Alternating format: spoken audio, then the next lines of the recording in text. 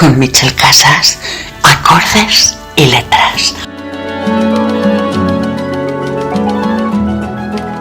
Y a través de ainsiradio.es, música y cultura.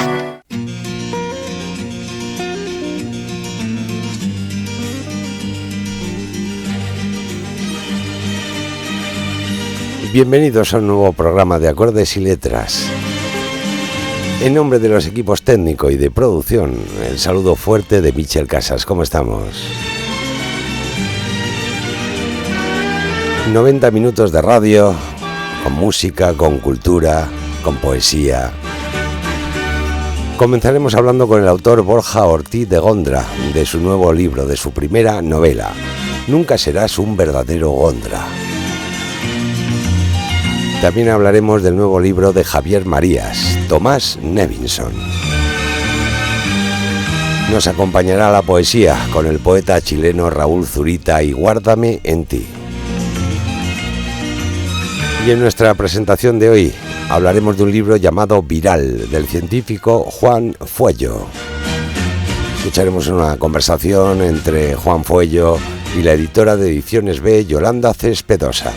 Ya veréis qué interesante es este libro que está gustando muchísimo. Nos habla de virus, de pandemias, de medicinas, de negacionistas. Todo esto y mucho más en Acordes y Letras. Hola amigos, soy Javier Castillo y quiero animaros a descubrir mi nueva novela, El Juego del Alma. El Juego del Alma arranca en 2011 con una chica crucificada que aparece en una nave abandonada de un suburbio a las afueras de Nueva York. Paralelamente, Miren Trix, una periodista de investigación del Manhattan Press, recibe un extraño sobre en el que encuentra una Polaroid de una chica amordazada en el interior de una camioneta. A partir de ahí, se intentan conectar ambas historias y se debe descubrir si todo está conectado o si es fruto de la omnipresente casualidad. Vuelve Javier Castillo.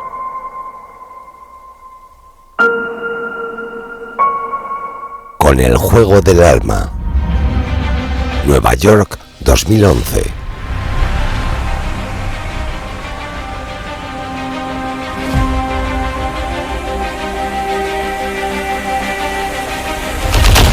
Una chica crucificada. Una extraña Polaroid. Una historia de amor y dolor. Un juego en el que se apuesta lo más preciado. Única, asfixiante, inquietante, arrolladora. ¿Quieres jugar? El Juego del Alma.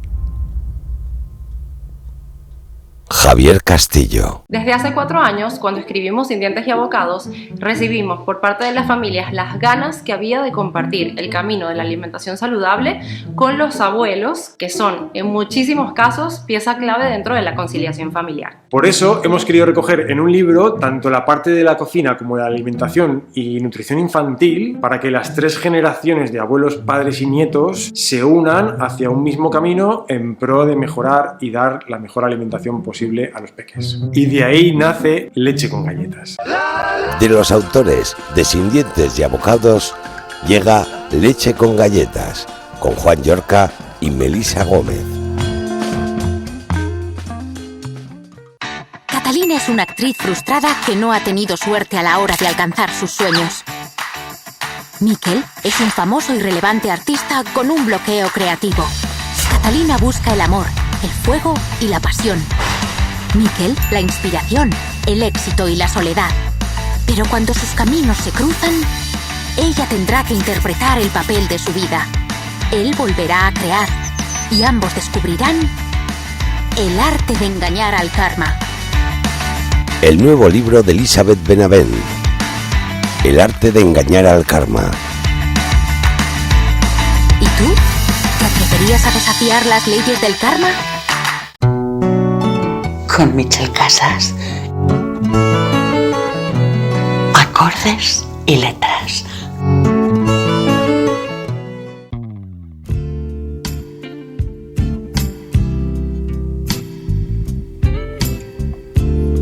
Comenzamos nuestro programa de hoy hablando de un libro llamado Nunca serás un verdadero Gondra, de Borja Ortiz de Gondra.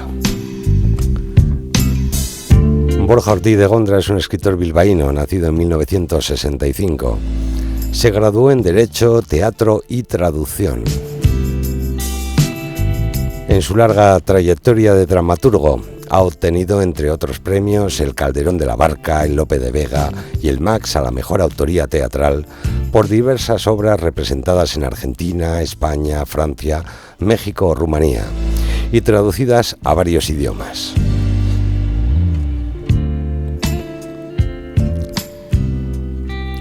Como traductor ha trabajado en organismos internacionales y ha vertido al castellano literatura anglosajona y francesa. Residió en París y Ginebra y en la actualidad vive entre Nueva York y Madrid. Nunca serás un verdadero Gondra es su primera novela. El hijo repudiado de una rica familia vasca venida a menos se enfrenta desde Nueva York a la tierra y al conflicto que abandonó décadas atrás. Como os decía, Borja trabaja como traductor en un organismo internacional de Nueva York, donde vive con John, su pareja.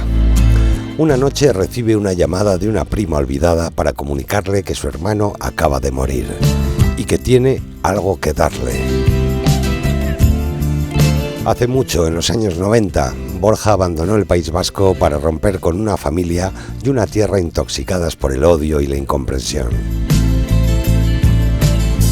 En Estados Unidos se convirtió en otra persona, alguien que, con las raíces arrancadas y un pasado sepultado, abrazó un presente vivido en libertad y en otra lengua.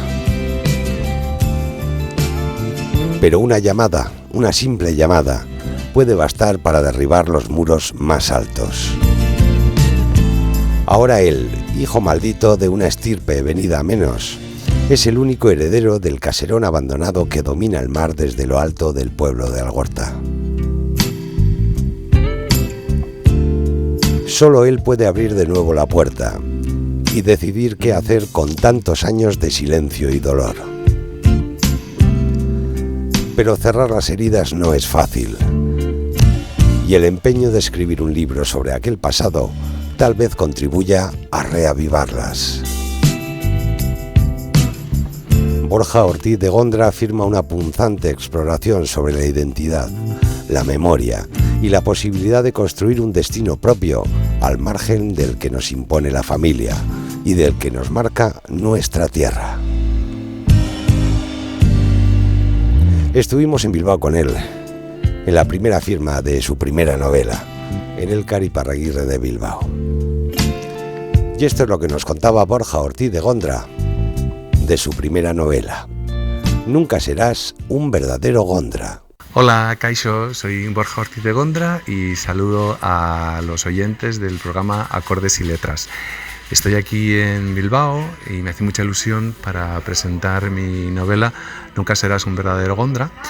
Es una novela que en gran parte transcurre en Algorta y yo la escribí en Algorta, además de ciertas cosas que ocurren en Nueva York y en París, y os aconsejo leerla porque es una novela que habla de cómo uno se construye a sí mismo a pesar de lo que le quieren imponer su familia, su tierra, el mundo que le rodea, y es una novela en la que los lectores que la han leído me están diciendo que reconocen esa búsqueda de la identidad, esa búsqueda de cómo uno se convierte en sí mismo y al mismo tiempo cómo puede honrar la memoria de los antepasados que le precedieron en el camino. Esta novela viene después de 2 obras de teatro, Los Gondra, que estrené en el Centro Dramático Nacional en 2017, y Los Otros Gondra, que estrené en 2019 en el Teatro Español de Madrid, obras en las que ya había tratado la autoficción familiar. Y yo sentí que me habían abierto el camino para algo que solo podría explorar a fondo en la narrativa. Y era dilucidar qué había pasado con un escritor que, muy joven, había tenido que abandonar un pueblo del País Vasco en los años 80 porque ni su familia le permitía ser quien él quería ser, ni su sociedad le permitía mantenerse al margen de la violencia y de las luchas fratricidas. Ese joven había tratado de convertirse en otra persona en Nueva York y en otra lengua, pero cuando 30 años después, por un drama familiar, tiene que volver a ese pueblo del País Vasco, comprende que no se puede huir del pasado. Espero que os guste y espero volver a hablar en este programa. Agur, gracias, adiós.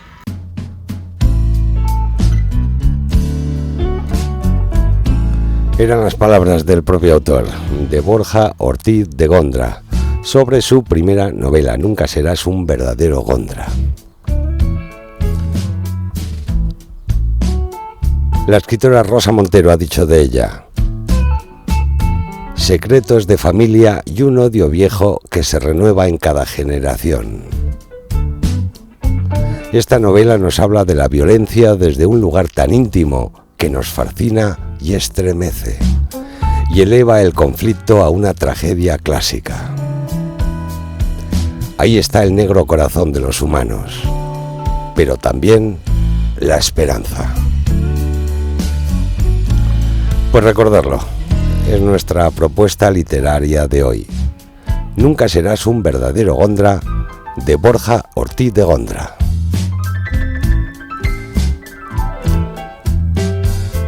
Continuamos adelante en Acordes y Letras.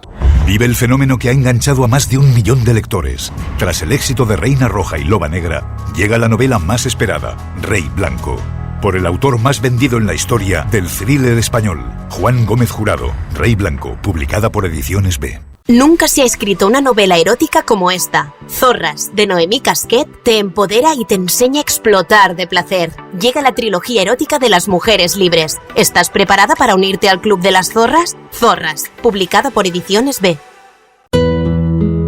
Con Michel Casas. Acordes y Letras.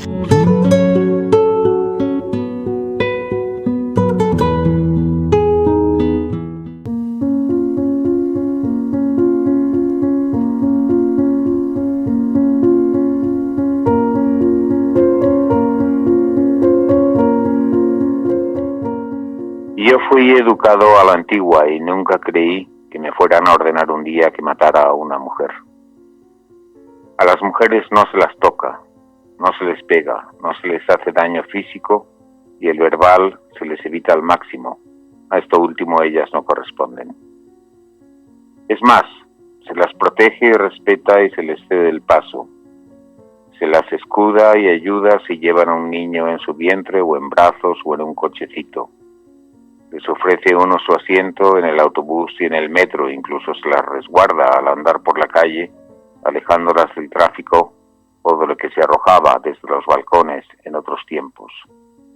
Y si un barco zozobra y amenaza con irse a pique, los botes son para ellas y para sus vástagos pequeños, que les pertenecen más que a los hombres, al menos las primeras plazas. Cuando se va a fusilar en masa, a veces se les perdona la vida y se las aparta. Se las deja sin maridos, sin padres, sin hermanos y aun sin hijos adolescentes, ni por supuesto adultos. Pero a ellas se les permite seguir viviendo enloquecidas de dolor como espectros sufrientes, que sin embargo cumplen años y envejecen encadenados al recuerdo de la pérdida de su mundo. Se convierten en depositarias de la memoria por fuerza. Son las únicas que quedan cuando parece que no queda nadie y las únicas que cuentan lo habido.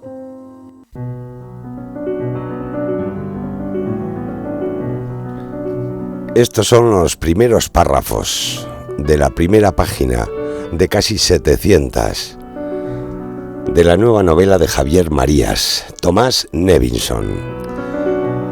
El propio autor nos las ha relatado. Y es que vamos a hablar ahora de este trabajo de Tomás Nevinson, el nuevo libro, la nueva novela de Javier Marías. De alguna manera esta novela es la continuación de su anterior trabajo, Berta Isla, un libro que nos apasionó y nos encantó a todos. Y aunque este libro es totalmente independiente, sí se puede considerar una continuación de Berta Isla. ¿Recordáis aquella historia de una mujer que su marido era un espía y estaba casi siempre fuera de casa? y nos hablaba en esa novela de su vida interior, de cómo vivía todo ese tiempo ella sola, cómo siempre estaba esperando a que llegara de sus trabajos secretos su marido Thomas Nevinson. Pues ahora vemos la vida a partir de este personaje, de Thomas Nevinson. Como os decía, casi tiene 700 páginas. A mí me ha gustado muchísimo. Sí he de decir que quizá las 100 primeras páginas pueden parecer un poco lentas, pero luego te das cuenta que es necesario conocer esas 100 primeras páginas para vivir el resto de la historia como la he vivido yo. De verdad que a mí me ha encantado, ¿eh? Os voy a contar de qué va la novela.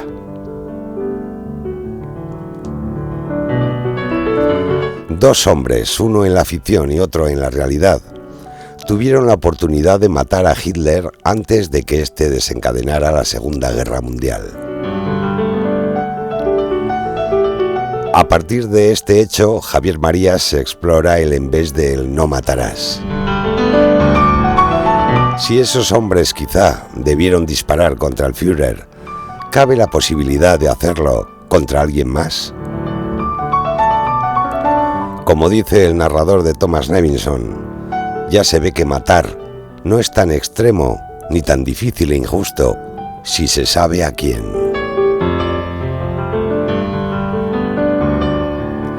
Thomas Nevinson, marido de Berta Isla, cae en la tentación de volver a los servicios secretos tras haber estado fuera, y se le propone ir a una ciudad del noroeste para identificar a una persona, medio española y medio norirlandesa, que participó en atentados del IRA y de ETA 10 años atrás.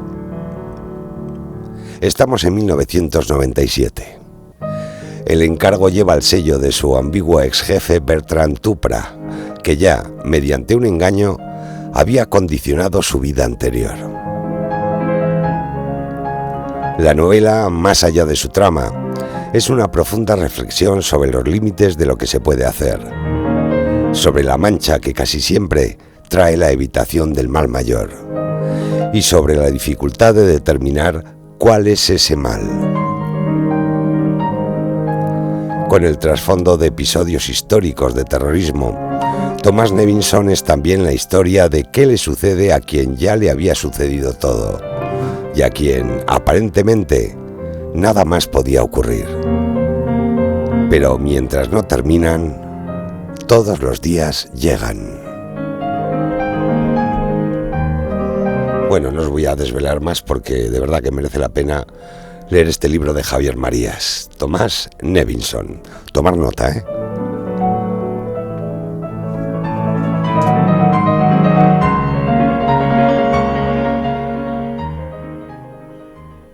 No te pierdas la novela de culto en Japón y éxito internacional, 6-4 de Hideo Yokoyama.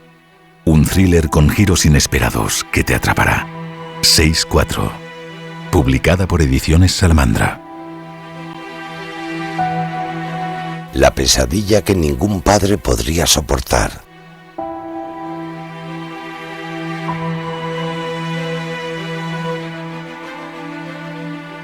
El caso que ningún inspector podría resolver.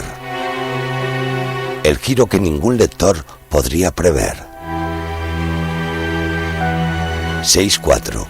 Hideo Yokoyama.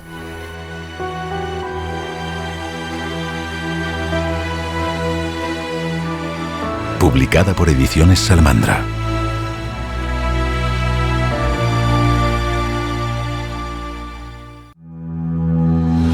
Mi nombre es Homero. He cruzado los Pirineos a pie con 15 años camino del exilio. He crecido huérfano en las calles de Barcelona y he rozado la muerte en las cárceles del Uruguay. He bebido con Hemingway, he saludado a Hitler y he hecho el amor en el coche de Franco.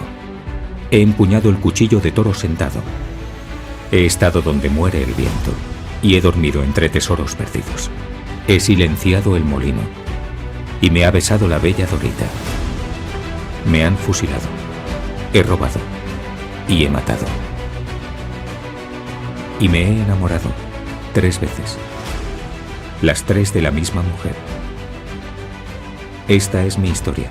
Esta es mi odisea. La memoria eres tú. Albert Bertrand. con Michel Casas. Acordes y letras.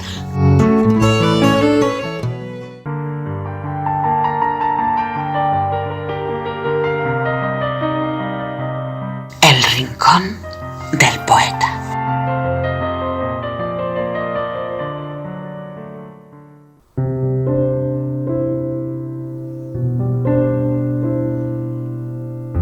Entramos en nuestro rincón del poeta, en nuestras cartas al anochecer.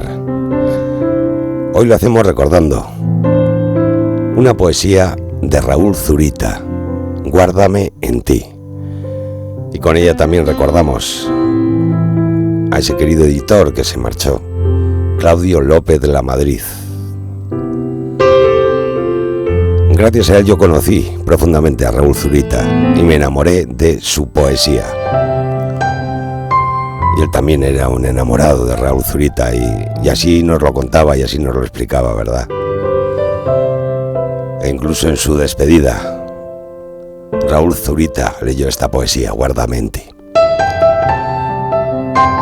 Pues va por ti, Claudio, y va por ti, Raúl Zurita. Son nuestras cartas al anochecer. Cartas al anochecer.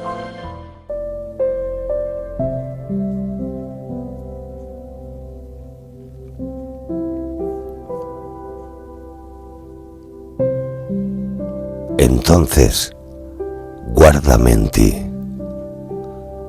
en los torrentes más secretos que tus ríos levantan. Y cuando ya de nosotros solo quede algo como una orilla, tenme también en ti. Guárdame en ti como la interrogación de las aguas que se marchan. Y luego, cuando las grandes aves se derrumben y las nubes nos indiquen que se nos fue la vida entre los dedos, guárdame todavía en ti. Tenme en ti, en la brizna de aire que aún ocupe tu voz, dura y remota, como los cauces glaciares en que la primavera desciende.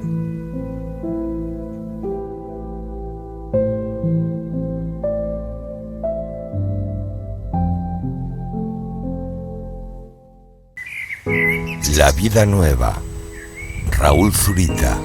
Guárdame en ti. Entonces guárdame en ti, en los torrentes más secretos que tus ríos levantan, y cuando ya de nosotros solo quede algo como una orilla, tenme también en ti. Guárdame en ti, como la interrogación de las aguas que se marchan. Y luego, cuando las grandes aves se derrumben y las nubes nos indiquen que se nos fue la vida entre los dedos, guárdame todavía en ti. Tenme en ti, en la brizna de aire que aún ocupa tu voz, dura y remota, como los cauces glaciares en que la primavera desciende. La vida nueva, Raúl Zurita. Una terrible amenaza flota sobre la ciudad de Hondarribia. Un asesino se oculta a la vista de todo un pueblo. Feroz, brutal, manipulador. La venganza se acerca. El odio es el enemigo más peligroso. Ivonne Martín regresa con un thriller impecable. La hora de las gaviotas. Ivonne Martín.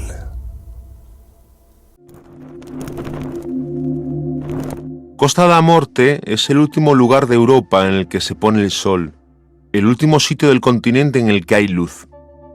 Ocurre en Cabo Touriñán y solo 2 meses, entre el 14 de marzo y el 24 de abril, y entre el 18 de agosto y el 19 de septiembre, y se debe al cambio del eje de rotación de la Tierra respecto al Sol. Aquí se plantaron los romanos, bajo el mando de Décimo Junio Bruto, tras recorrer toda la costa del océano. Vieron desde el monte del Cabo Finisterre, horrorizados, cómo el sol se caía al mar poco a poco hasta ser tragado por él, y dedujeron que no había más mundo que el lugar en el que estaban, que más allá, donde el sol había desaparecido, se precipitarían desde el mar al abismo. Una chica misteriosa. Un caso abierto. Un verano de hace 25 años que aún no terminó. Miss Marte, el nuevo libro de Manuel Javois. Con Michel Casas. Acordes y letras.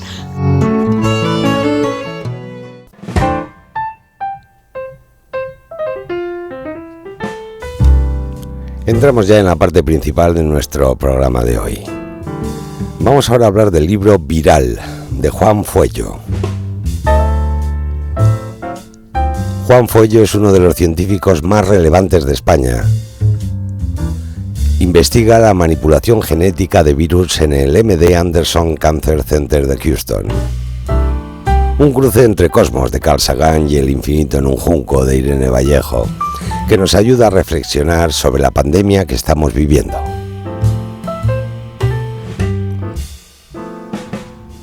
Viral es una gran aventura científica y humanista que explora los virus que han envenenado nuestro universo y puesto en riesgo la supervivencia de la humanidad hasta la situación actual. Escrito desde una perspectiva científica, biológica y médica, el libro tiene un marcado componente humanístico transmitido en las múltiples e interesantes anécdotas históricas, filosóficas, artísticas, literarias y de otras disciplinas, como la física y la astrofísica, que lo convierte en el libro de divulgación científica de referencia de la pandemia. El autor Juan Fuello explora, con un estilo vibrante y el rigor del investigador, la importancia de los virus en la lucha contra el cáncer, así como su inquietante uso en bioterrorismo. Dedica además páginas muy valiosas a las pandemias, alertando a los lectores de los peligros que entrañarán los virus en el futuro. Vamos a escuchar una interesantísima charla presentado por Yolanda Cespedosa, editora de Ediciones B, con el científico Juan Fuello.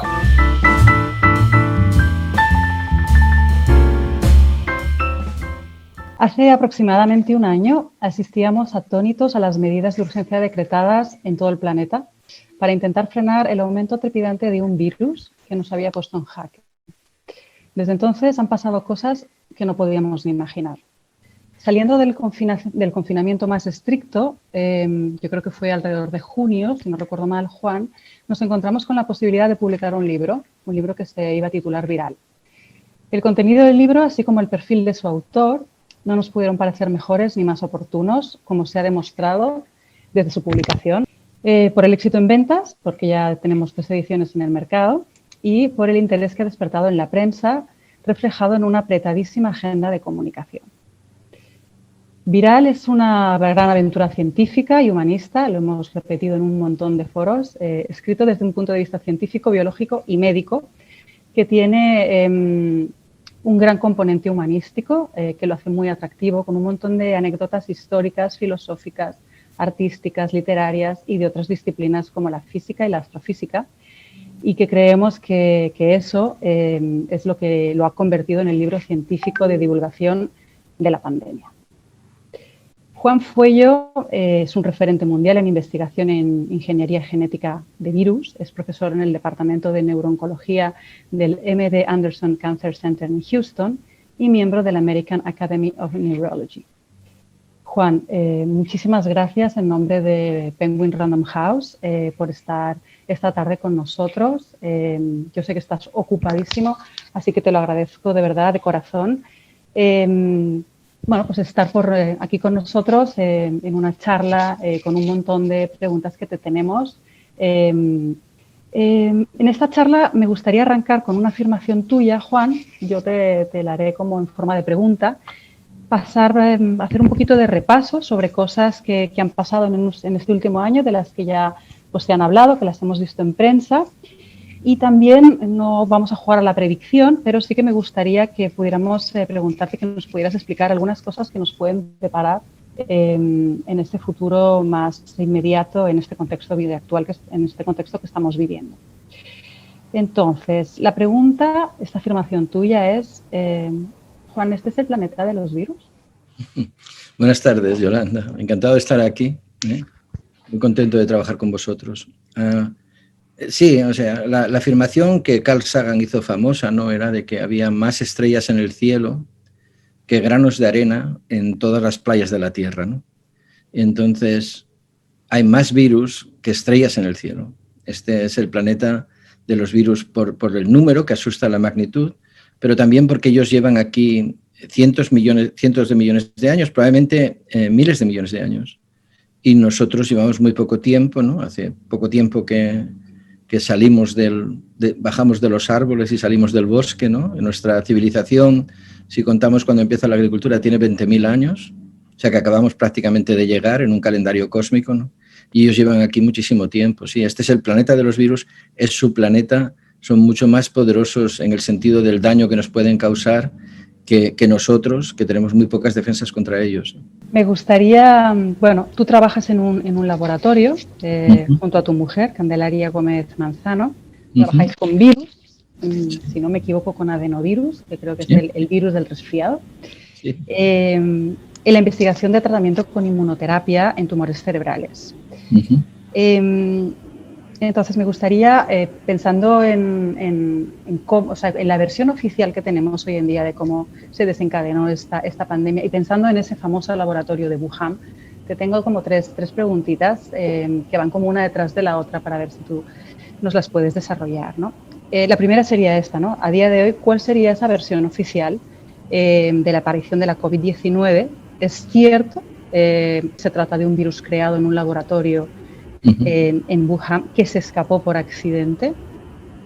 ¿O podemos creer efectivamente, ¿no?, la historia de los murciélagos, que este virus, el portador era un murciélago, y si fuera así, ¿cómo pasó al hombre? Hay como toda esta serie de noticias y hay como una versión oficial acerca de esto. Sí, bueno, no hay versión oficial, ese es el problema, porque al menos que creamos la versión oficial de la China, que es que el virus se inició en un mercado húmedo donde había murciélagos que estaban contaminados por el virus, ¿no? Pero la Organización Mundial de la Salud ha estado en la China hace poco y no han conseguido obtener ninguna respuesta clara. Lo único que sabemos de este virus, sabemos dos cosas, ¿no? Una, que no ha sido manipulado por el hombre, o sea, es un virus salvaje. Otra, que tiene una gran homología con virus de este tipo que viven en murciélagos. O sea, esas dos cosas las sabemos. Los murciélagos, ya sabes, es el mamífero más común. 1 de cada 5 mamíferos es un murciélago, están en todos los sitios, ¿no? Eso constituye un gran peligro, ¿no? Pero se da la casualidad que en Wuhan el murciélago no es una delicatessen, la gente no toma la sopa de murciélago famosa que podía escoger el coronavirus, ¿no? Y incluso en ese mercado húmedo no parece que hubiera murciélagos. Esas son dos cosas interesantes. La otra cosa circunstancial es que a pocos kilómetros de ese mercado húmedo está el mejor laboratorio de la China de virología, el único que tiene grado de seguridad 4, que es el nivel más alto. Y también se da la casualidad que la directora del equipo de virología es una científica con fama internacional reconocida por trabajar en coronavirus. Entonces ha publicado mucho sobre coronavirus. Yo trabajo en un laboratorio, conozco la historia de los laboratorios de la gente que trabaja con virus. Los accidentes pasan. No se ha podido descartar que haya habido un contagio mientras trabajaban con un coronavirus en alguien del personal del laboratorio y que ahí se iniciara la epidemia. Podría ser un rumor y lo podríamos dejar así, pero a mí no me gusta callar este rumor, no es una conspiración, es una teoría, es una hipótesis. No me gusta callarlo por la falta de transparencia que ellos tienen. Ellos podrían haber dejado que la gente de la OMS examinara, por ejemplo, aguas residuales de cuando empezó la pandemia para ver si había coronavirus en esas aguas residuales, y no ha sido posible porque no les han dado las muestras. O sea que la transparencia, digamos, del gobierno chino no ha sido muy clara. Ten en cuenta que censuraron al primer médico que diagnosticó la enfermedad del coronavirus y que al final este médico, por la falta de precauciones, etcétera, acabó falleciendo del coronavirus, ¿no? O sea, tenemos este problema a veces de la opacidad de los gobiernos que se oponen a la transparencia científica. Claro, esto me hace pensar en algo de lo que hablas también en el libro, que es acerca del bioterrorismo, ¿no? ¿Crees que la COVID-19 dará como malas ideas a grupos o estados terroristas? Sí, lo va a dar porque, Yolanda, el gran problema aquí es que con un 1% de mortalidad, este virus ha destruido la economía de muchos países, ¿no? Por ejemplo, en países africanos, que el Producto Interior Bruto estaba siendo positivo en los últimos 10 años, con la COVID se ha vuelto negativo, ¿no? Has visto cómo en España ha paralizado la economía y en Estados Unidos, ¿no? O sea, las ideas ahora del bioterrorismo serían no utilizar quizás un virus con la idea de destruir a la población o de aniquilar un gran número de personas, que también podrían hacerlo, sino que un virus que podría destruir la economía del país enemigo, incluso un virus que fuera más difícil de descubrir. La OMS, no soy yo, la OMS tiene miedo a que esto pase. Y creo que la COVID-19, efectivamente, la COVID-19 está dando ideas a todos estos grupos. Es muy fácil de hacer un virus para un ataque de bioterrorismo. Y ya sabes lo que dicen, es muy barato. Se dice que las armas biológicas son las armas atómicas de los países pobres. O sea, a un Estado terrorista le sería muy fácil convertir cualquier entidad civil que se dedique, por ejemplo, a fabricar vacunas para crear un elemento muy peligroso. Entonces sí hay que estar atentos porque puede haber un resurgir del bioterrorismo a raíz de la pandemia. Sí. Cambiando un poco de tercio, hay una pregunta también que me parece muy interesante, ¿no? Y es si es verdad que las infecciones por virus han influenciado la evolución de animales, incluyendo al hombre. Sí, esto es lo que es interesante, ¿no? La paradoja de lo que son los virus, que tienen este aspecto yin y yang, ¿no? Este aspecto malvado, ¿no? Y luego tiene un aspecto que podríamos llamar positivo. Por ejemplo, se sabe que la infección por un retrovirus hizo que los mamíferos desarrollaran la placenta. Entonces los mamíferos dejan de poner huevos y desarrollan la placenta a raíz de una infección por un retrovirus. Y esto es muy importante porque dentro del huevo la posibilidad de tener un cerebro grande es muy pequeña. En cambio, cuando empiezas a desarrollar un feto con una placenta, da la posibilidad de que los cerebros sean más grandes. O sea que esto ha sido un gran avance. Y otro gran avance, se piensa que no, estamos siempre con lo que nos diferencia de los primates, ¿no? Y entonces parece que las infecciones por retrovirus podrían haber causado la evolución de primates al hombre, ¿no? O sea, parece que retrovirus que infecten células germinales y se integren pueden producir un salto en la evolución, tanto en la de los animales como en la evolución humana. Esto es algo que estamos mirando ahora. Hace 2 años, se ha publicado un artículo en una revista científica que se llama Cell, que es de las más prestigiosas del mundo, sobre una proteína producida por un virus que tenemos en el cerebro, que se llama ARC, que es imprescindible para la memoria. O sea, que los virus podrían estar ayudando a nuestras funciones cognitivas superiores, ¿no? O sea, es un tema muy interesante, ¿no? Como el virus es un parásito, pero cuando se adapta a nosotros hay un beneficio mutuo. Oh, qué interesante. Bueno, pues también te quería preguntar, cómo no, acerca de las vacunas, de las patentes, de las cepas. Y quería como traer, como esta historia de este virólogo judío, de Albert Bruce Sabin, que murió hace 27 años, que fue conocido por descubrir la vacuna contra la polio y que renunció al dinero de la patente, lo que permitió que se extendiera a todos, a los países más pobres, a todos los niños. Decidió no patentar su vacuna para que todas las empresas farmacéuticas pudieran producirla y ofrecerla pues a todos los niños del mundo, y de hecho entre el año 59 y el 61 millones de niños en los países del este, de Asia y de Europa fueron vacunados y la vacuna contra la polio detuvo la epidemia, ¿no? Me parece que es una historia súper bonita, ¿no? Entonces, con respecto al tema de las vacunas, también tengo ahí como varias preguntas que quería hacerte, ¿no? La primera es, ¿una vacuna en un año? O sea, increíble. Nos ha sorprendido incluso, ¿no? A los que no estamos... A todos. A ellos, a los que lo han hecho les ha sorprendido, sí. Es increíble. Bueno, te quería decir primero que la polio igual es la segunda enfermedad por virus que erradicaremos. De momento se ha eliminado, solo queda en Pakistán y Afganistán. O sea, lo que tú decías de la vacuna de la polio, cómo está funcionando, ¿no? O sea, es fantástico. Respecto a, bueno, la vacuna que teníamos, que habíamos dado, que se había demostrado que funcionaba a nivel mundial, digamos, ¿no? Era la vacuna, la última vacuna, quizás la de las paperas. Se tardaron 4 o 5 años en conseguirla, ¿no?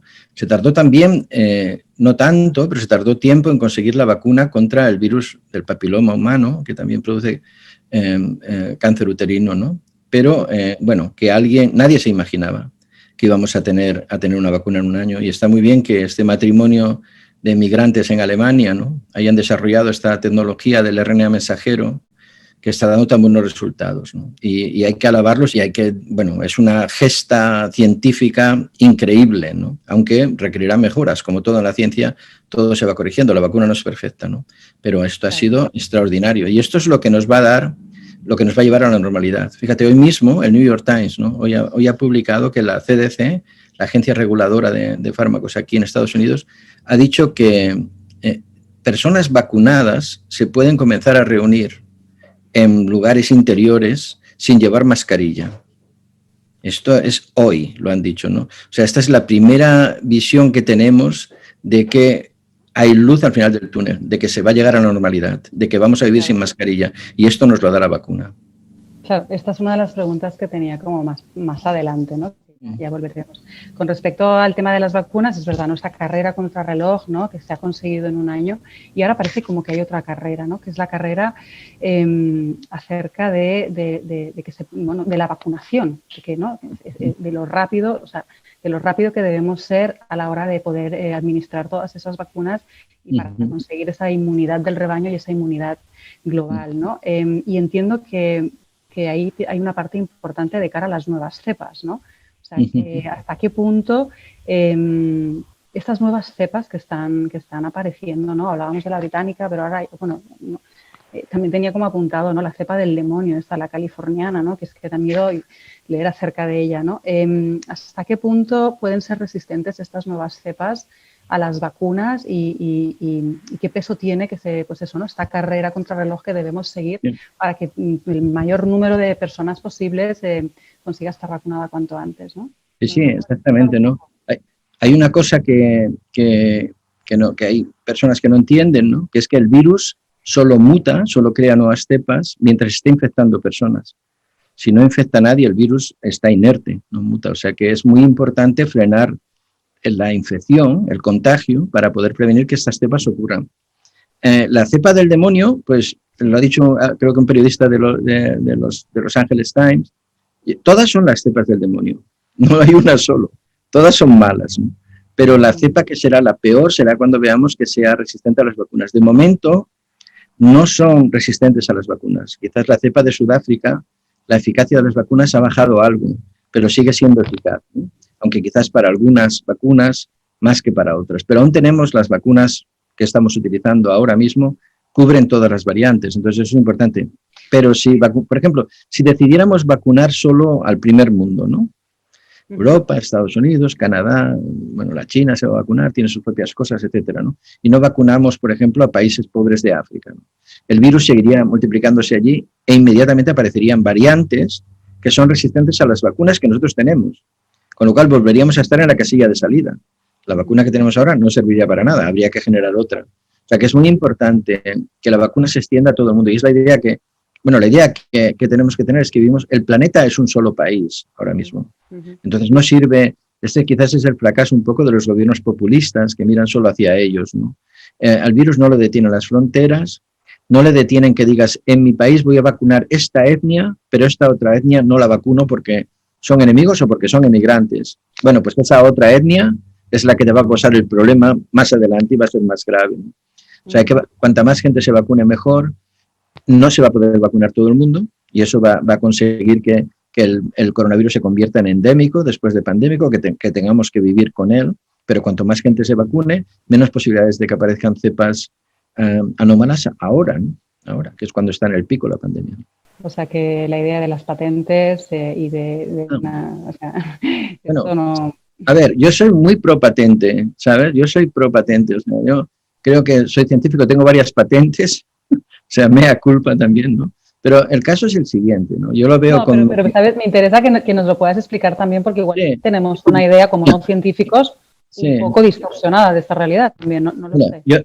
Sí, mi mujer y yo, ¿no? Candelaria y yo diseñamos un virus que podía, en ratones, destruía los tumores cerebrales, pero había que llevar ese virus a un estudio clínico. Entonces, lo hemos podido llevar porque teníamos patentes.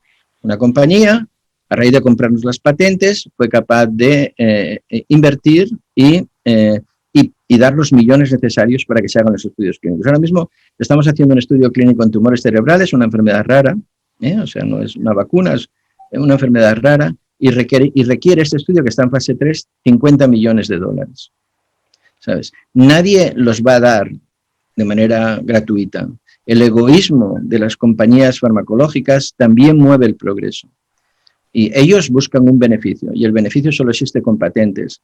Yo creo que la patente hace que estas compañías se interesen. Si no pudieran tener las patentes, no lo harían. O sea, que son muy pro patente. Pero también creo que el gobierno debe de intervenir. Por ejemplo, si una compañía se niega a dar la vacuna a un país, o si el coste es excesivo, etcétera. Tiene que haber una regulación de cómo se hace eso. Y tiene que haber un factor altruista y filantrópico por parte de las compañías farmacéuticas, porque los beneficios que tienen normalmente son muy grandes. O sea, que yo creo que países pobres deberían tener la vacuna gratis, porque ya sacan bastante beneficio en los países ricos. Pero sin patentes no habría este progreso. Ok, la regulación. Es muy poco ingenuo, pero es así. Muy bien, pues claro, estamos como tan centrados en el tema de las vacunas, no digo las distintas vacunas, que yo creo que se ha hablado menos de algo que me parece que es muy importante también, ¿no? Que son los tratamientos antivirales. Aunque ya son muchos los que están poniendo el acento en este tema y en su importancia. ¿Cómo crees que puede usarse la inteligencia artificial para descubrir estos fármacos antivirales y por qué son tan importantes, ¿no? Sí, esto ha sido una explosión durante la COVID-19, de intentar usar la inteligencia artificial para buscar medicamentos que funcionaran contra el COVID. Ha explotado ahora lo hemos visto actuar en la realidad, ha dejado de ser ciencia ficción, ¿no? Pero hablando más de lo que es publicaciones científicas también, hace 2 años se publicó el primer artículo, quizás menos de 2 años, el primer artículo del uso de inteligencia artificial para encontrar un nuevo antibiótico. Este antibiótico lo llamaron Halicin, H-A-L, es como se llama la computadora de la película 2001, una odisea del espacio, ¿sabes? Entonces le pusieron el nombre HAL y luego Sin, ¿no? Halicin. Entonces, este antibiótico funciona porque no ha sido diseñado por un hombre, y eso es, por un hombre o por una mujer, ¿no? No ha sido diseñado por un ser humano. El asunto es el siguiente. Hasta ahora todos los antibióticos que buscábamos, los buscábamos de la misma manera. Y en cambio el uso de inteligencia artificial, hacer que las computadoras piensen, lleva a encontrar otras nuevas avenidas de cómo encontrar medicamentos. Entonces han encontrado ese medicamento. Para los virus tenemos una historia horrible de encontrar tratamientos, ¿sabes? Bueno, para el Remdesivir, que se ha aplicado para el coronavirus, que tiene eficacia, aunque no mucha, lo diseñamos para la hepatitis C, que no funcionó, y luego lo damos al ébola, que tampoco funcionó, y ahora para el coronavirus. No tenemos tratamientos. Y cuando encontramos realmente un medicamento que hace efecto contra el virus, entonces solo hace efecto contra un virus. ¿Sabes? La penicilina hace efecto contra un amplio espectro de bacterias, ¿no? Los antivirales solo hacen efecto contra un virus. Y las vacunas también, contra un virus. Y además la vacuna sirve a lo mejor para un año. Para el año siguiente hay que hacer otra vacuna. Así de atrapados nos tienen los virus. No tenemos una penicilina para los virus. Todavía no hemos llegado a eso, ¿sabes? Es muy complejo. Y yo creo que la inteligencia artificial ayudará mucho. El machine learning, el deep learning, todo esto ayudará para conseguir diseñar medicamentos contra los virus de formas que nunca habíamos pensado. En tu libro, en Viral, también hablas de un tema que me parece muy interesante, que hablas de la letalidad de la ignorancia. ¿Qué opinas de los negacionistas? Bueno, en el libro mencionamos, es un ensayo de Isaac Asimov, ¿no? Que habla de cómo, y todavía lo escribió hace muchos años, pero todavía sigue estando ahí, ¿no? Habla cómo en democracia parecería que mi ignorancia vale tanto como tu conocimiento, ¿no? Que, bueno, yo puedo tener una opinión. Pues bueno, a ver, el agua hierve a 100 grados al nivel del mar. No hay opinión que valga, ¿sabes? Es un hecho científico. Ya está. Las vacunas protegen del coronavirus. No hay opinión que valga. Es un hecho científico. Si llevas mascarilla, contagias menos. No hay opinión que valga. Es esto, ¿no? Entonces, lo que ocurre es que los negacionistas o los antivacunas, que por cierto la OMS hace 2 años los catalogó como una de las 10 mayores peligros para la sanidad en el mundo, ¿eh? O sea que es un problema que no hay que, ¿sabes?, no hay que despreciar. Pero aquí, por ejemplo, en Estados Unidos son un grupo muy heterogéneo. Hay, por ejemplo, las llaman las yogi mothers, mujeres muy ricas que hacen yoga en California, que no vacunan a sus hijos, ¿sabes? Hay grupos de religiosos ortodoxos en Nueva York, por ejemplo, judíos, que no vacunan a sus hijos, ¿sabes? Hay otros que, por ejemplo, están con la conspiración esta de QAnon, ¿no? La conspiración de que Donald Trump ganó las elecciones, que están, ¿sabes?, en contra de que se vacunen a la gente. Donald Trump mandó un tuit muy peligroso cuando estaba haciendo la campaña diciendo vacunan del sarampión y ahora tenemos autismo, ¿no? Cosa que no es verdad, pero que ahí quedó el tuit, ¿sabes? Y luego hay también ignorancia, ¿no? Yo creo que la ignorancia es lo que puedes combatir, ¿sabes? La ignorancia, o sea, la gente que tiene preguntas sobre las vacunas, hay que escucharles y contestar y bueno, hablar del tema, discutir complicaciones, etcétera, ¿no? Pero cuando se basa en temas de ideología, en temas de religión, en temas de pseudociencia, ¿no?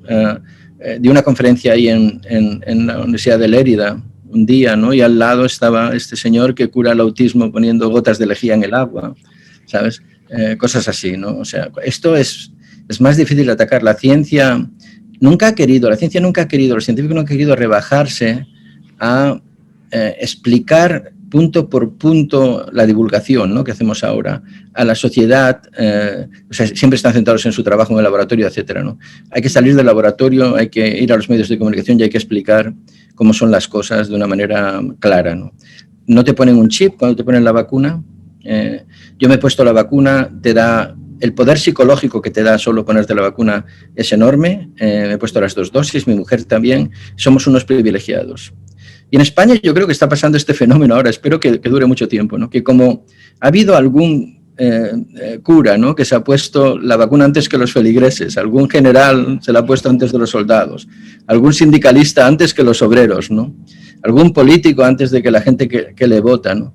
Entonces yo creo que esto ha concienciado a la gente, ha sido psicología inversa, ¿no? Y les han pensado, oye, si ellos se lo quieren poner y se saltan la cola, ¿no?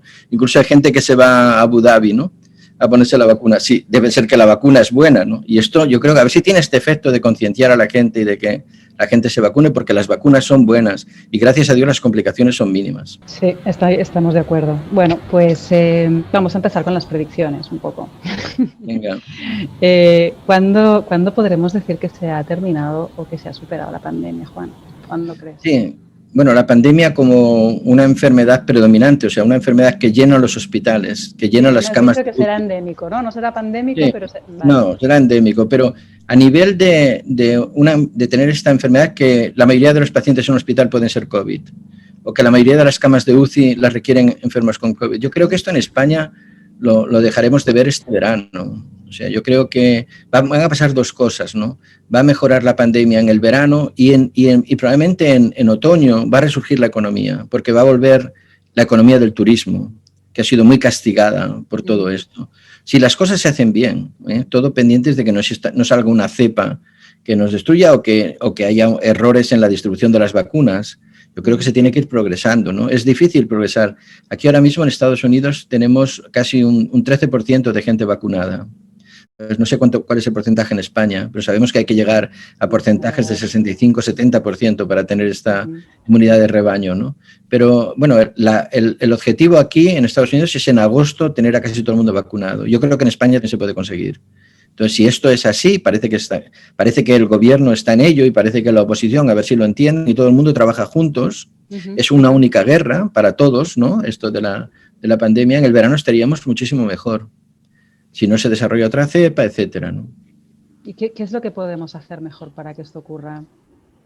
Bueno, primero vacunarse en cuanto que te dejen, ¿no? Vacunarte ya mismo. Esto es lo primero. La distancia social, la mascarilla, ¿hasta cuándo? Todo esto es perfecto. Yo creo que no, que después del verano estaremos sin mascarillas, ¿sí? pero ahora mismo la mascarilla es obligada, es muy poco esfuerzo, ¿no? A lo mejor si tienes que trabajar como hay gente en los hospitales, ¿no? 12 horas, 16 horas con la mascarilla puesta, ¿no? Que salen con las marcas en la cara. Esto puede ser un poco agotador, pero ellos también lo hacen, ¿no? Los demás siempre te puedes escapar a algún sitio y quitarte la mascarilla si te oprime, pero hay que ir a todos los sitios que se puedan con la mascarilla, hay que mantener distancia social, hay que usar el sentido común, a ver qué va a pasar en Semana Santa. Esto asusta un poco, ¿no? Asusta un poquito pensar en una cuarta ola, ¿no? Es como, sí. Y los niños en este sentido, estaba pensando en el tema de las mascarillas, por ejemplo. Yo tengo 2 hijos que están en el colegio, en secundaria, y claro, ellos están yendo al colegio y llevan la mascarilla 8 horas diarias, ¿no? No les supone ningún esfuerzo. Luego se vienen a casa, son los primeros que se ponen la mascarilla, no hay ni que decírselo. Y incluso el otro día mi hijo me decía, pues mira, oye, yo lo de la Semana Santa tengo muchas ganas de salir de Barcelona. Casi prefiero que pase esto y que podamos estar más tranquilos que no volver a empezar, ¿no? Y tiene 10 años. Dije, pues sí, yo creo que este es el sentido común que yo creo que ha calado incluso en los más pequeños, ¿no? Sí, Yolanda. Bueno, en ellos más que en los demás. Ellos se adaptan más rápido. Fíjate que tanto para la pandemia como para el cambio climático son los que lo tienen más claro. Son los más responsables. Sí. Pues pensando en esto que me contabas hace unos segundos, de esta publicación, ¿no? de Nueva York, ¿no? De que se pudiera como compartir una sala sin máscara, estaba pensando en eso, en cómo vamos a convivir 2 especies, ¿no? Las de los vacunados y las de los no vacunados, ¿no? Yo ya por suerte conozco a mucha gente que está vacunada ya. Yo todavía no me he vacunado, pero bueno, entiendo que a lo mejor pues dentro de un mes y medio. Pero ya empieza como a haber esta sensación de los vacunados y de los no vacunados. Y luego hay otro tema también, que es el del pasaporte del pasaporte de vacunas, ¿no? ¿Qué opinión tienes acerca de estos 2 temas? Sí, con respecto a vacunados y no vacunados, es un tema muy dinámico, ¿no? Muy fluido. Cada vez va a ir habiendo más vacunados y menos no vacunados. Y ya está, eso acabará ahí. Con respecto al pasaporte de vacunas, no lo sé. Aquí en Estados Unidos hay muchas restricciones para viajar. Mi hospital no me deja viajar a Cataluña, no me va a dejar veranear en Calafell, no sé, y me gustaría que si me dan un pasaporte de vacunas, que pusiera que estoy vacunado y eso me permitiera viajar, pues igual tendría algunas ventajas, pero no lo sé, es un requerimiento político. Y me temo que al final puede ser utilizado pues contra la inmigración, ¿no? Que nunca van a tener, nadie en una patera va a tener un pasaporte de vacunados, ¿sabes?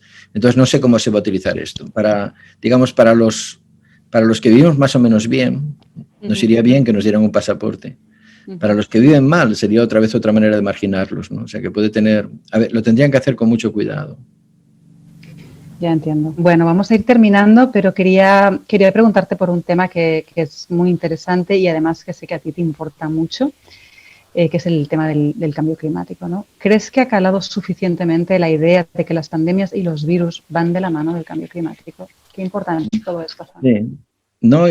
Primero no ha calado la idea del cambio climático, lo cual ya es alucinante, aunque es una guerra que estamos teniendo no desde hace muchos años, ¿sabes? O sea, quizás el primer artículo de cambio climático en ciencia, en Science, en revista Science, creo que sale en los 80.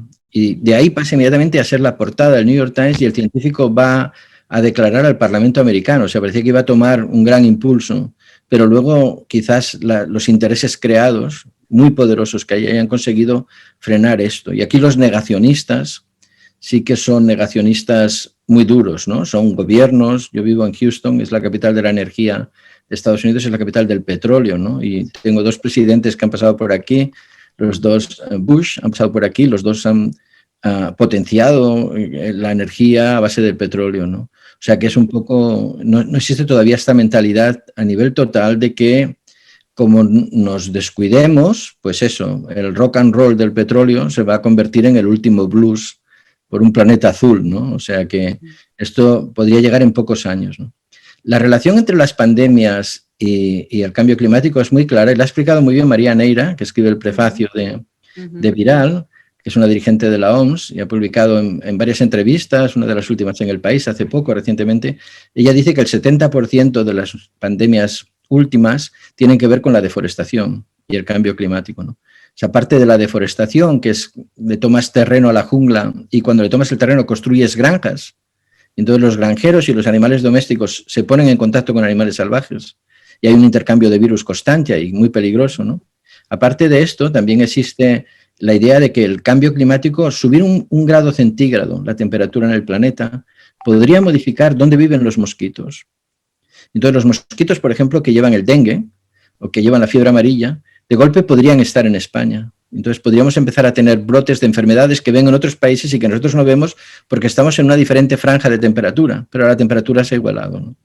Al mismo tiempo, la idea es también que el calentamiento global está produciendo el descongelar el permafrost, ¿no? El permafrost es la ciencia del permafrost la llevan los científicos rusos, son los mejores en esto, han estado en Siberia, ¿no? Y ellos ven que en Siberia hay cadáveres de pacientes que han muerto de la viruela y que ahora cuando se descongela esa parte aparecen esos cadáveres, ¿no? Piensa que, por ejemplo, el virus de la gripe española, que infectó a 500 millones de personas a principios del siglo XX, pues el virus de la gripe lo pudimos rescatar de una paciente que había fallecido en Alaska, había sido enterrada y su cuerpo estaba congelado en el permafrost. Y entonces fue un científico allí, descongeló y de los pulmones sacaron fragmentos del virus, ¿no? Etcétera. O sea, se sabe que hay virus enterrados. O sea, hay varios factores que conectan el cambio climático y las pandemias. Y también que conectan el cambio climático y la salud. El cambio climático es malo para las enfermedades pulmonares. El cambio climático va a producir que aumente la incidencia de cáncer en los próximos años.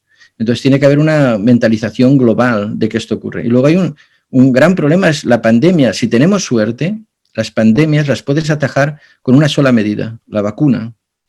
Pero no hay vacuna para el cambio climático. No hay una sola solución, no hay una solución única para el cambio climático, ¿no? Y aquí otra vez están los gobiernos egoístas que pretenden que su país es el único que sirve, ¿no? Todo esto no sirve para el cambio climático. Todos los países han de trabajar en conjunto. Yo me alegro que Estados Unidos haya vuelto a dos sitios, uno a la OMS, que nos íbamos a salir con Donald Trump, y el otro al Acuerdo de París, que de momento lo están haciendo fatal, por cierto, los países que están en el Acuerdo de París, pero a ver si ahora, también con el empuje un poco de Estados Unidos, podemos conseguir que esto vaya hacia adelante. Las pandemias van a arreciar, va a haber cada vez más pandemias, van a ser más seguidas y más graves, y son debidas en gran parte al cambio climático unido a la globalización, sí. Es un grandísimo reto, ¿no? el que tenemos por delante con el cambio climático. Y hablando de retos, me gustaría como acabar. Me gustaría saber cuáles son los retos que nos esperan con respecto a la COVID-19 en distintos niveles, ¿no? A nivel político, a nivel científico, económico y social. ¿Y qué papel juegan los gobiernos neopopulistas en el control de las pandemias? Sí, sí. Bueno, yo estoy revisando becas ahora mismo, no te puedo decir de qué entidad, ¿no? Pero es una entidad europea. Y varias de ellas son de coronavirus. O sea, creo que los científicos se han puesto a trabajar, se han puesto las pilas inmediatamente, ¿no? O sea, el reto científico que hay ahora, por ejemplo, es conseguir una vacuna, por ejemplo, igual que la de Moderna, pero que no requiera que tenga que estar a temperaturas tan bajas, para que pueda, ¿sabes?, llevarse de modo rápido a todos los sitios. Una vacuna que solo sea de una sola dosis, ¿no? No sé si la de Johnson & Johnson, que ha sido hecha, por cierto, con adenovirus, no sé si esta vacuna cubrirá estas necesidades, pero ese sería un gran reto. Tenemos que progresar en la tecnología de las vacunas para que sea más rápida, podamos llevarla a más sitios, no haya que tomar medidas especiales y que una dosis sea suficiente, ¿no? Este sería el primer reto científico. El reto político es establecer comisiones supranacionales que vigilen las pandemias. La frase en epidemiología es que un brote por un virus nadie lo puede evitar, pero una pandemia es opcional, ¿no? Entonces Bill Gates recuerda que hacemos muchas maniobras militares para prevenir una guerra nuclear y no hacemos ninguna para prevenir una pandemia. Tendrían que hacerse ejercicios imaginarios en los que se dijera, bueno, se ha disparado un virus ahora en Tailandia, ¿no? ¿Dónde se encienden las primeras luces rojas? ¿Qué laboratorios van a hacer los test? ¿Qué fronteras se van a cerrar?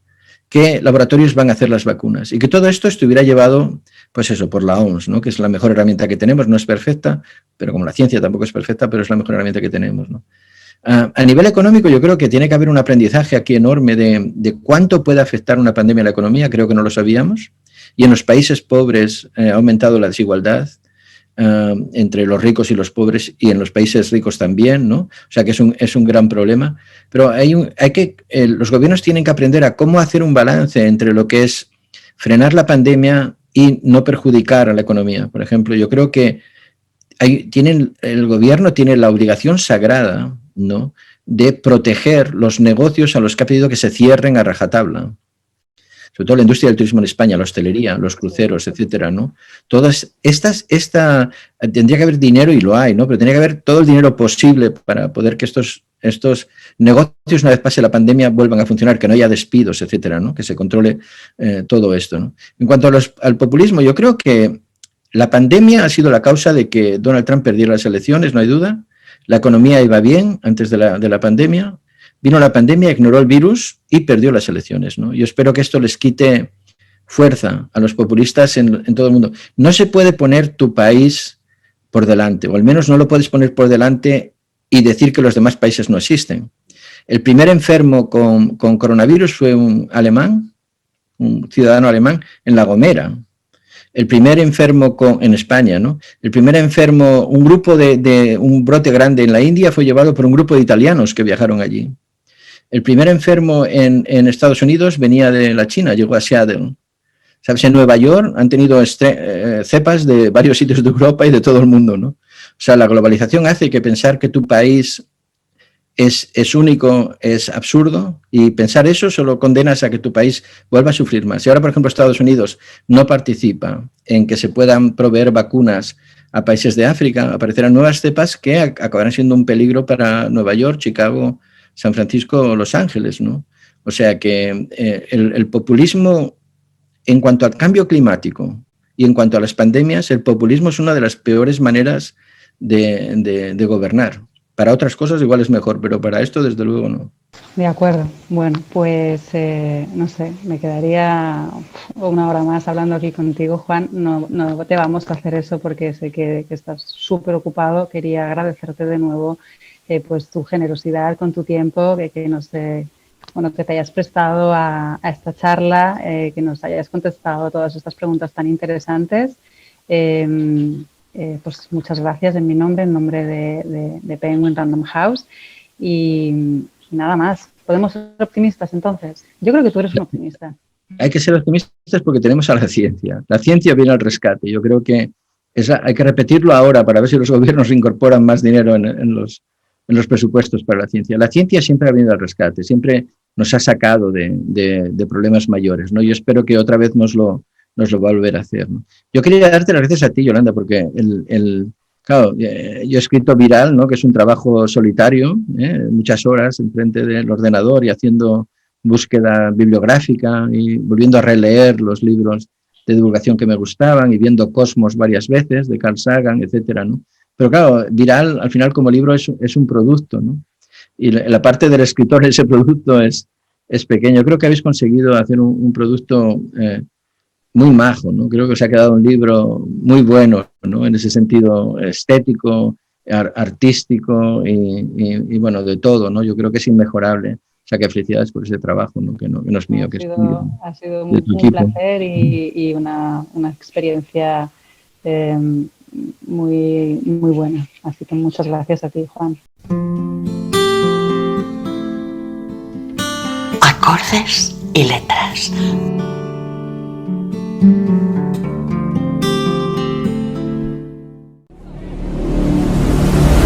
Alguien está mintiendo.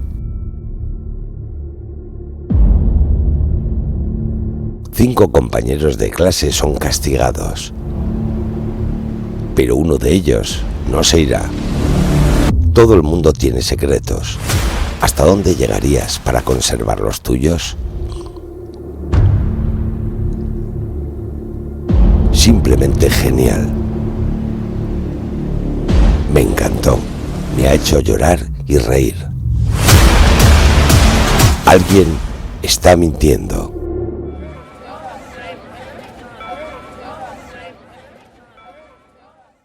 Patagonia, Argentina, 1991. un volcán cubre tu pueblo de ceniza. Acaban de secuestrar a tu mujer. Tu día apenas ha empezado.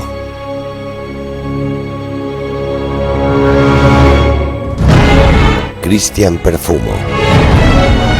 Una nueva voz, talentosa y distinta, llegada de la autopublicación. Un thriller psicológico, rápido y desconcertante. Cristian Perfumo nos trae la magia de la Patagonia, envuelta en el misterio de unas sólidas y ágiles novelas policíacas que no dejan indiferente. Toda una revelación. Rescate Gris. Cristian Perfumo.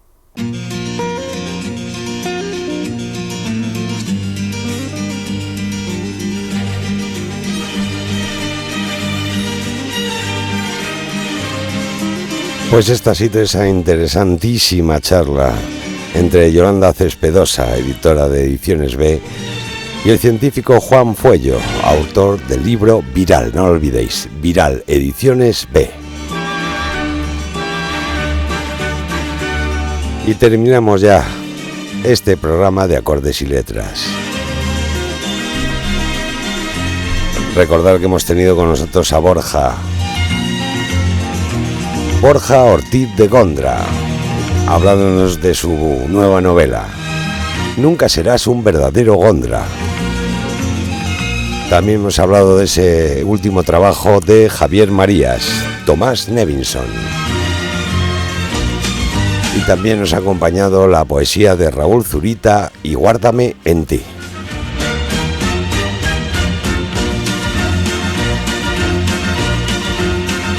Y esto ha sido todo por hoy. En nombre de todo el equipo de producción y en nombre de todo el equipo técnico, el saludo fuerte de Michel Casas. Gracias y hasta pronto.